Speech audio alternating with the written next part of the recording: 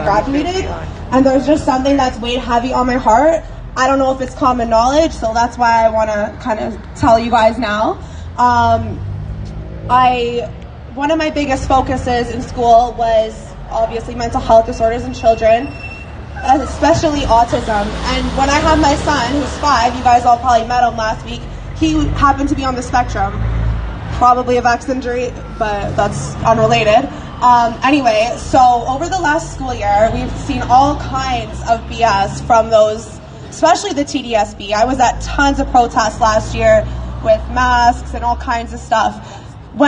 This time last year when school started, my sister's best friend's nephew, who's adopted, has fetal alcohol syndrome, and he's on the autism spectrum. He was 12 years old. He was vaccinated without consent at the school he goes to in Belleville. Right away, my sister's friend's messaging me, telling me you were right all along, and awful thing to go through. People kept telling me I was lying when I mentioned it. I stopped mentioning it.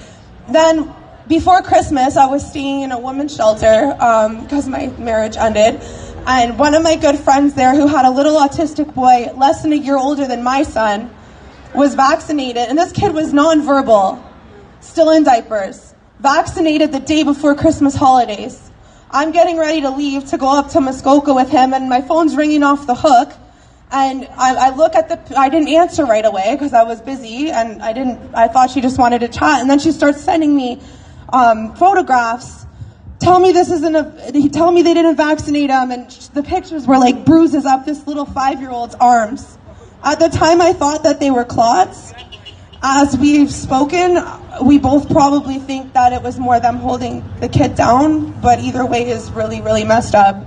To backtrack, and again, also I was told I was lying for sharing that with people. Closer to the start of the pandemic, one of my close friends had stopped speaking to me because I didn't wear a mask and all that stuff. You know how family members are.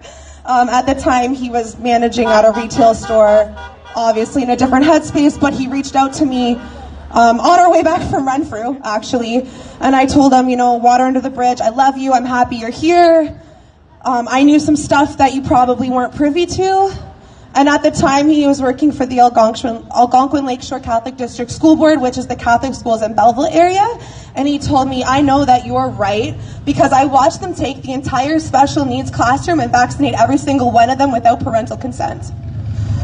So, it is disgusting. They don't believe the parents, they gaslight the parents. The people that could change this are the staff in the schools, but they will not stand up because of their job. Now, I'm a youth counselor. I would not ever work doing that because my code of ethics says that I am not to work in any place that condones child abuse. So why would I go in a school and mask a kid? Why would I stand idly by while they vaccinate someone's kid without consent? And pro or anti-vaxxers should be very against that because they're stripping your parental rights.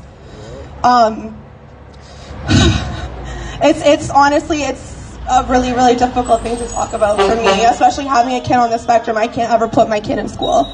I'm heartbroken. The only other thing I really wanted to say about that is I don't know if this is common knowledge because I am a parent of a kid with autism, but the wait list for funding for kids right now is $50,000 in Ontario, and it's about $20,000 a year per child. I hope that they're not trying to kill them intentionally, but that thought's definitely crossed my mind. So, I don't know what to do. I think it's definitely a talking point that everyone should know about. I've mentioned this to, I can't remember if it was Take Action Canada or Vaccine Choice Canada, some group at Queen's Park, and I was expecting them to be like, oh my God, thank you for telling us, we had no idea, we're going to work on that, but they're just like, yeah, we know. So you're going to help adults, but you're not going to help little kids who can't help themselves? I don't know. I don't know what else to say, but it's definitely something we should be talking about. So, yeah. Thank you for listening. Thank you so much, Melissa.